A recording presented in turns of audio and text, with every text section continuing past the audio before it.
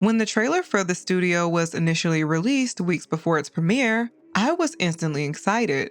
A show about how films are made is my bread and butter. I mean, look at my channel. Need I say more? During the first episode, when Sal tells Matt that Griffin Mill, the CEO of the company, is currently in the office, I couldn't help shake the familiarity of that name. Later in the same episode, when Matt is taking calls while driving in his convertible, that's when it all clicked for me. The studio is heavily inspired by the 1992 film The Player. To give more context on this specific subgenre, the Hollywood on Hollywood film, let's just go back a bit.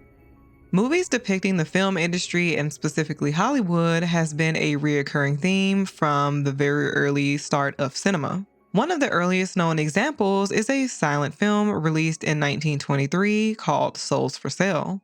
In this film, specific themes like cameos, meta references, satire, and making the industry a spectacle are the usual tropes that we see in Hollywood on Hollywood films. This specific subgenre has remained popular throughout the years, and some of the most notable films and shows that come to mind include Once Upon a Time in Hollywood, Singing in the Rain, Babylon, Hollywood, Sunset Boulevard, Hollywood Shuffle, and most recently, The Studio. These films and shows were the perfect representation of satirizing Hollywood. Singing in the Rain depicted the struggle the industry had with transitioning from silent films to talkies. Once Upon a Time in Hollywood took a revisionist approach to film history and included actors who were key figures in 1969, like Bruce Lee, Steve McQueen, and Sharon Tate. All the films and shows I just mentioned are the most popular depiction in this specific subgenre, but after watching The Studio, I had no choice but to go back and rewatch The Player. After my most recent rewatch, I can confidently say that the best example of satirizing Hollywood happens with The Player.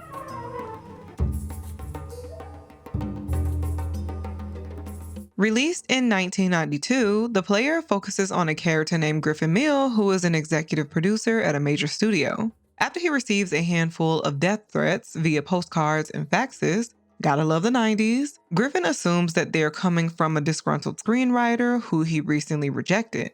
He narrows his search down to a specific writer named David and confronts him at the movie theater.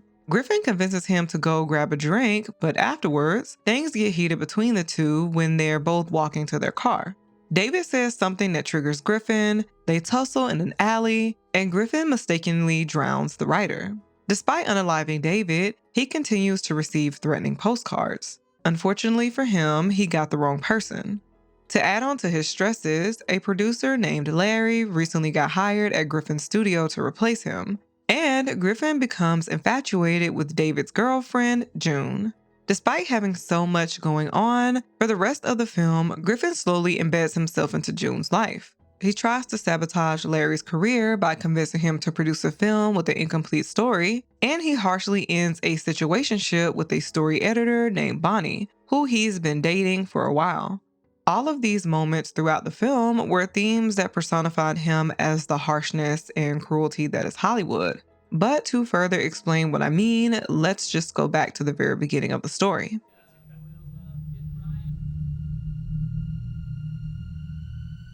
During the opening scene, we see two employees walking across the lot, discussing how Larry could potentially be joining the team as a producer for the studio. I hear we're looking to replace Griffin. Even with who? Burke, Kirkpatrick, maybe Larry Levy. Yeah. When this rumor reaches Griffin, he immediately starts to spiral at the idea that he could be replaced. He goes to meet Joel, the head of the studio, to confirm if the rumors are true. And they are. But Joel assures him that Griffin's position is still safe. Later, when two writers approach him and pitch a story that isn't fully fleshed out, Griffin tells them that he loves the idea. The following day, when they're sharing updates, he pitches the same story but urges Larry to produce it in the hopes that he would fail. Of course, Larry takes the bait and makes the film. And by the end, the film is deemed a success. Due to Griffin feeling threatened by Larry, he goes above and beyond to try and sabotage him. His ego can't handle the competition. His fear of being replaced by Larry was so strong that that's the reason he became aggressive towards David. When David belittles him and brings up how Larry is replacing him, Larry Levy? What's Larry Levy got to do with this? How do you know about Larry leaving? Don't you read the trades? New York Times business section? He's moving in, you're moving out? Griffin becomes irate, attacks him, and then unalives him. Griffin's egotistical attitude shows up in other ways as well. While being under investigation for David's death, his cockiness almost gets him caught multiple times. When Detective Avery questions him on several occasions, he always walks away feeling like he outsmarted her. She would question him, he would get caught in a lie, and he would then cover up that lie. But he left before you did. Why didn't you leave together? Like I said, it was an incredible scene. I was having a great time. And why didn't you stay longer? Well, the people stopped singing, and then it was just a bar, and I don't drink. Drank with him. Well, when in Rome. There was never any preparation going into these interrogations or apprehensiveness about what he should say. Even when he was ordered to be in a lineup, he wore a suit and tie that was identical to the one he wore the night he unalived David. This shows just how careless and cocky he was about his actions. What's surprising is that the character who received the most cruelty from Griffin was not even Larry. It was actually Bonnie. He treated Bonnie like a prop and never actually listened to what she had to say. When Bonnie asked if they could go to Palm Springs for the weekend, he shuts this idea down. Later into the film, he eagerly ends up taking June instead. When he wants to bring June to a work event, he recommends that Bonnie goes out of town to make a deal with the author Tom Wolfe. She goes on the trip, but when she returns, she finds out that he introduced June to all of their fellow co-workers without giving her a heads up that he's seeing someone else. Now, I think it's perfectly fine if Griffin didn't have any deeper romantic feelings for Bonnie like he had for June, but he was never transparent about where he stood. He clearly didn't even consider her a friend because when she got fired at the end, he didn't vouch for her despite her being extremely talented. He even refused to see her and fully discards her by the end. Another thing that shows just how cold and detached he is how he orders water. I know it's a small thing, but when he goes to meet with Joel for breakfast, he orders a different water than what was poured for him. The waiter brings him the glass of water he requested, but then he asks for it to be poured in a different glass. Before the waiter could return for the third time, Griffin walks away from the table without drinking a single sip. This is a recurring thing that he does when he requests a specific water with no intention of drinking it. It's like he carelessly uses his status for shits and giggles. Despite his cruelty, coldness, and manipulative behavior, Griffin gets the happy ending because, once again, he's a personification of Hollywood and its cruelty. Hollywood always wins. Good people don't, and that was especially shown with the character Bonnie.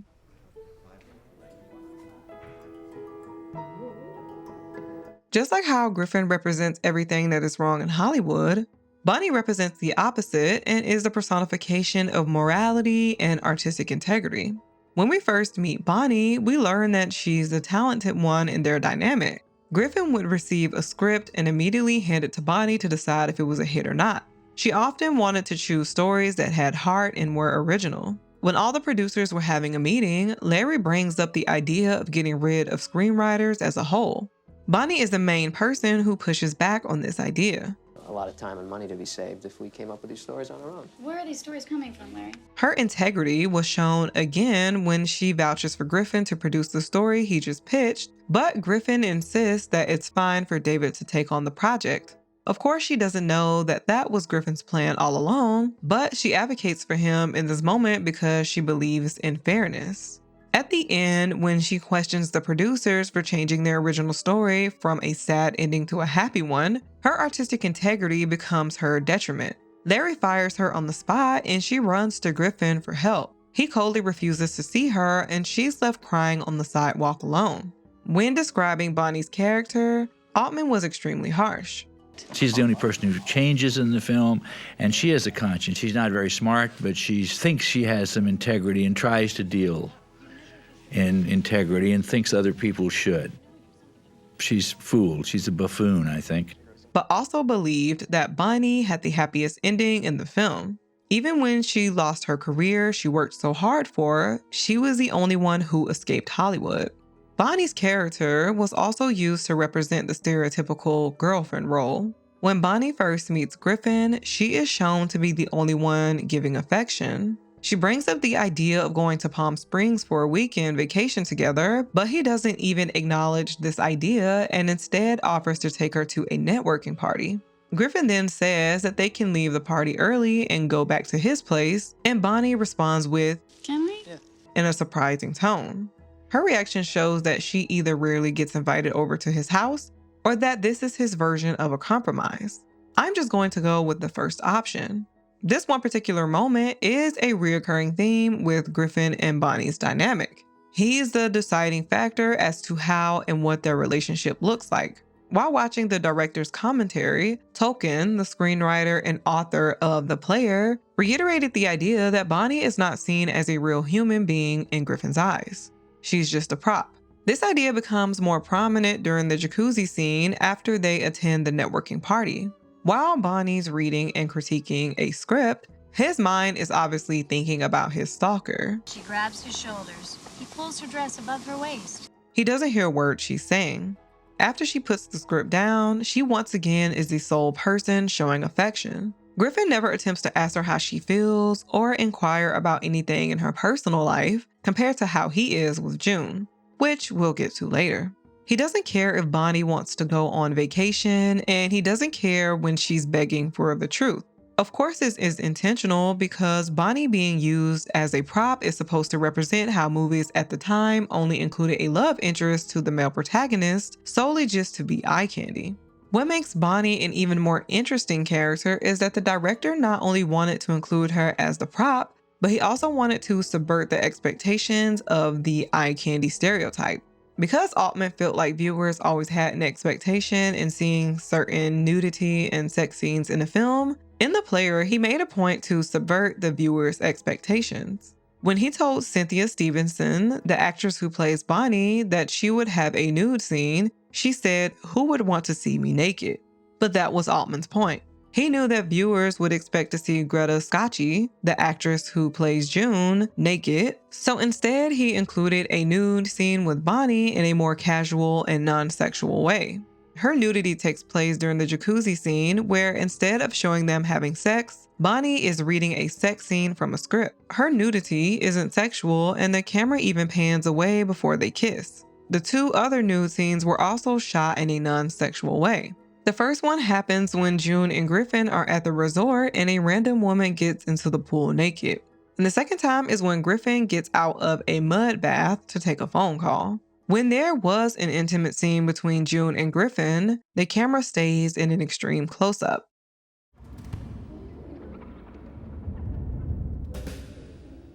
When it comes to Griffin's main love interest, June, she's solely meant to represent the perfect ideal woman. During their first interaction, when Griffin tries to get in contact with David and June answers the phone instead, her answer to all of his questions is exactly what he wants to hear. When he asks June why she doesn't like going to the movies, she responds with, I don't go to the movies. Life's too short. This is music to his ears because earlier in the film, when he goes out to lunch with his coworkers, Griffin asks them if they could talk about anything else other than film. They all laugh at this question before continuing to talk about movies. Due to Griffin's life revolving around his job and people constantly wanting to pitch him movie ideas, it's refreshing to him that someone isn't interested in the one thing that consumes all of his time. This isn't the only instance where June says exactly what Griffin wants or needs to hear. It actually happens with almost every conversation they have. When he shows up at her house in the middle of the night and he's riddled with guilt for unaliving David, she assures him that jail time isn't needed or deserved. Feeling guilt is punishment enough. In this scene, Griffin never explicitly tells her what he had done, but she picks up on the context clues and still reassures him. This calms him down and he goes home feeling slightly relieved. The thing with June is she never directly questions or confronts him on things that don't seem right, which make her extremely passive. Right or wrong, it's like she goes along with his decisions because she's written to be everything he needs. Another example of this is when they arrive at the airport and they notice that the detectives are there too. Griffin says that he forgot his passport, but June knows that he's lying. She acknowledges his lie in a casual way, We hide. Yeah, we're hiding from everybody. but then she gets back in the car and never addresses it again. During their Palm Springs trip, he finally confesses to unaliving David, but once again, she never speaks on it. It's like it never happened. Of course, writing June as Griffin's dream girl was intentional because Tolkien and Altman wanted her to be a fantasy. So much so that they wanted the viewer to initially question if she's just a figment of Griffin's imagination. She doesn't like reading or watching movies. She solely wears white and she only paints with the color blue. She doesn't question or confront Griffin even when she knows he's wrong. And somehow she pays all her bills by doing absolutely nothing. When Scotchy asked for more background on her character, she was told that June was supposed to feel empty and shallow. Tolkien wanted her archetype to be a critique of the creatives who wrote love interests as cardboard cutouts instead of fully fleshed out characters, which was extremely common during the late 1980s and 90s. This is not the only critique that Altman had for the viewers and the creatives. Altman's critiques in The Player targeted both the creative community and the structural flaws of the industry itself. One main critique he had was how creatives were willing to diminish their story in order to sell tickets. When Griffin goes to confront the suspected writer David at the movies, and they have small talk about The Bicycle Thief, the film David just watched, David tells him that he would have given this highly influential film a happy ending. Maybe we'll do a remake of this. You'd probably give it a happy ending. No, we keep it pure.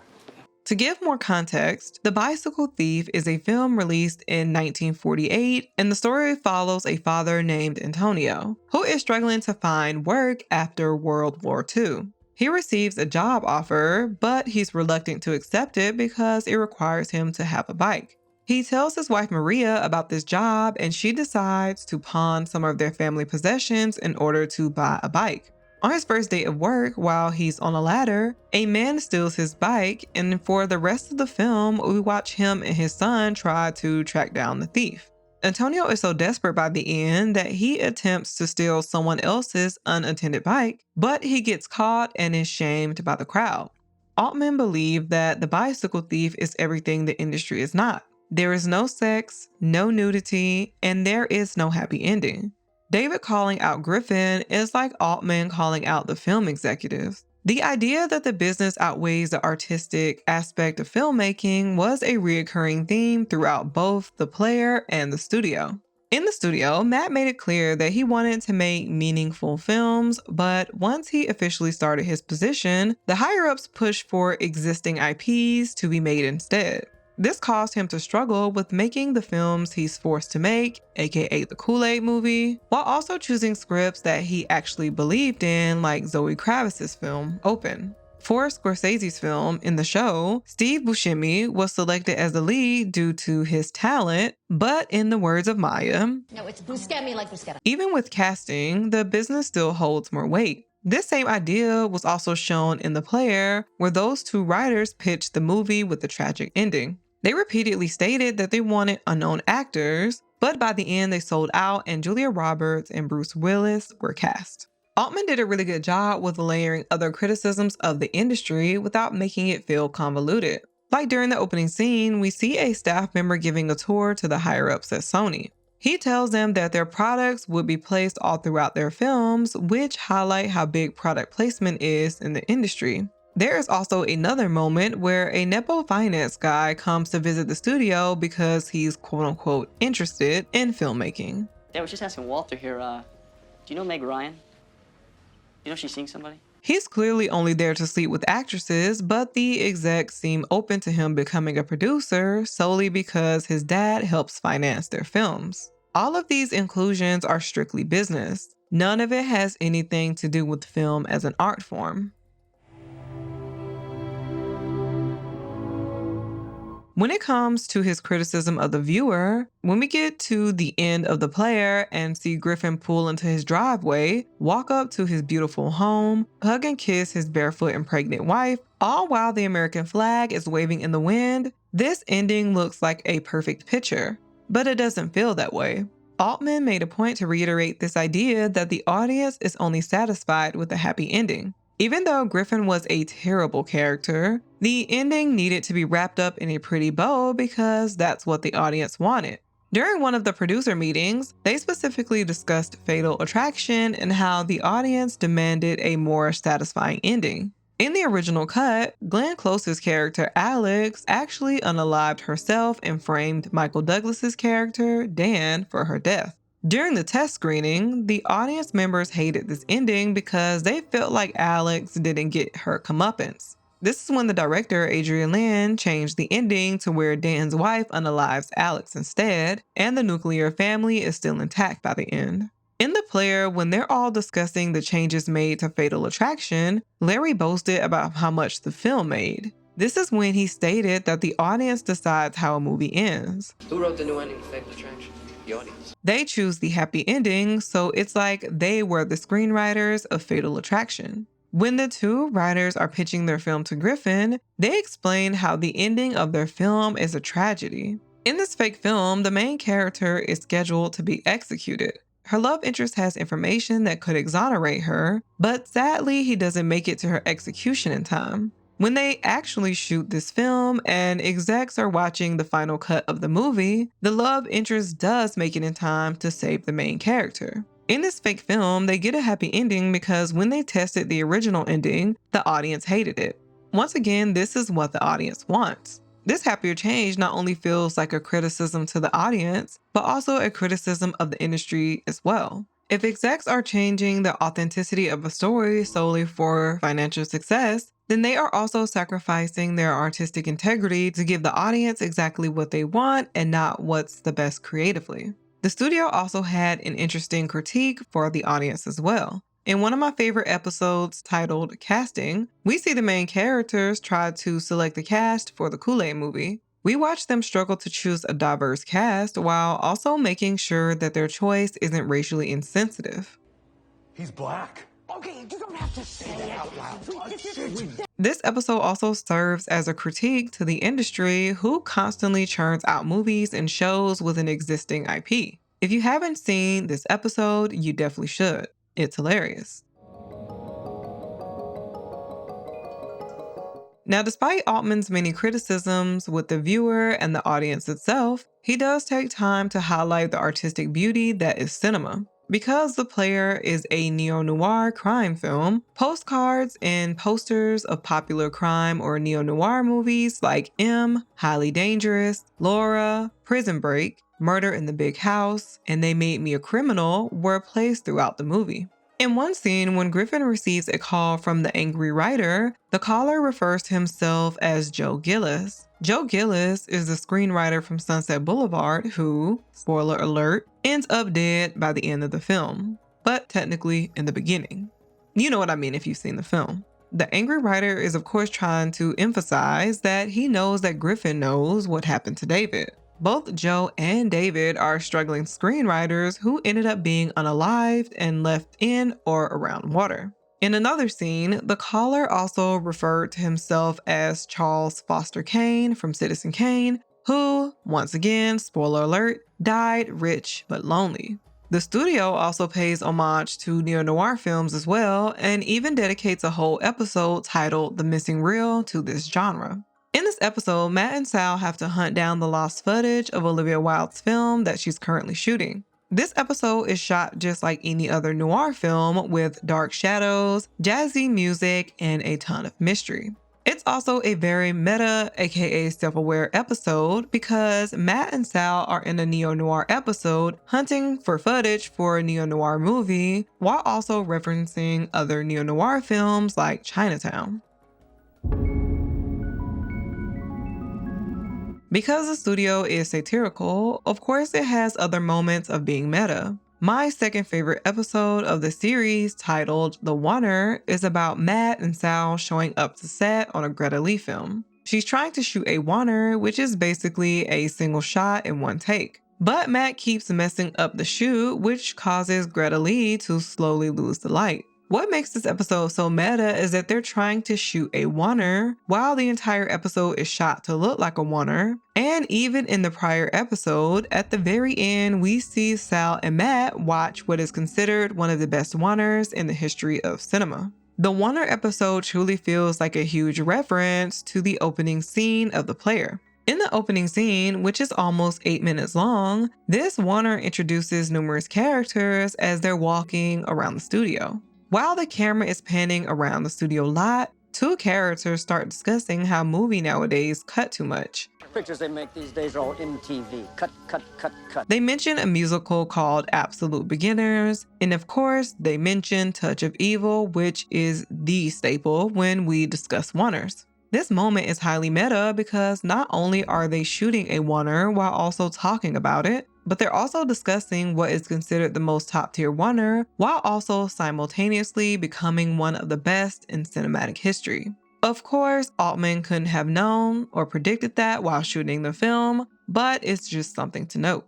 The player was also self-aware in so many other ways. Like for instance, when Griffin is telling June the recipe for a successful film, he claims that a movie needs to have suspense, laughter, violence, hope, heart, nudity, sex, and of course, a happy ending. The player had all of these elements. This idea that a movie had to have a happy conclusion was also demonstrated at the very end, when Griffin hugs June and repeats the same line that Bruce Willis's character says in the fake film. Took you so long. Traffic was a bitch. What took you so long? Traffic was a bitch. It reinforces this idea. He got the promotion and he got the girl. The ending also sets the standard on what is considered meta. When you look at the log line for the player, aka the description of the film, it says, a hotshot Hollywood studio executive starts receiving death threats from a rejected writer. That's the entire premise. When Griffin is driving home at the end and Larry calls him with the screenwriter on the other line, the writer ends up pitching the exact same film that we just watched. About a shitbag producer, studio exec who murders a writer he thinks is harassing him. He even tells Griffin that the title of his script is called The Player. It truly doesn't get any more meta than that. Honestly, I could go on and on about the satirical aspects of the film that I love, like how Whoopi Goldberg pretended to win an Oscar months after actually winning hers, or the dozens of cameos where directors and actors played themselves. But if I went down the list, we'll be here all day. What makes The Player such a dynamic film is that it criticizes all facets of the movie industry, from the producers to the writers, the audience, and the critics. It's so layered because it also equally shows love to the history of cinema and pays homage to all the great films. If you enjoyed this video, please like, share, and subscribe. All right, bye.